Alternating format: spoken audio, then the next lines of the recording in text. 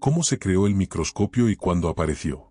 El microscopio es uno de los inventos más importantes de la historia de la ciencia, porque permitió a los seres humanos observar un mundo que hasta ese momento era completamente invisible. Su origen se remonta a finales del siglo XVI, alrededor del año 1590, en los Países Bajos. En esa época, los fabricantes de lentes comenzaron a experimentar con la forma en que el vidrio podía ampliar las imágenes.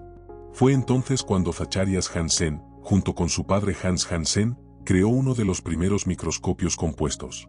Este instrumento utilizaba dos lentes, una que ampliaba el objeto y otra que ampliaba aún más la imagen para el ojo humano. Aunque era bastante simple comparado con los microscopios actuales, permitió ver detalles que antes eran imposibles de observar.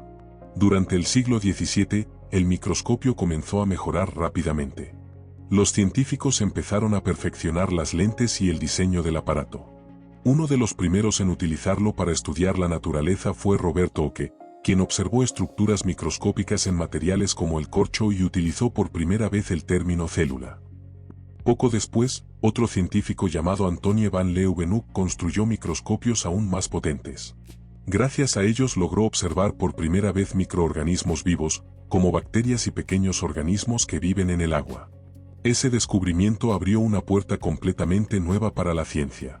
A partir de ese momento comenzó el estudio del mundo microscópico, lo que más tarde daría origen a disciplinas como la microbiología, la biología celular y la medicina moderna. Con el paso del tiempo, el microscopio siguió evolucionando.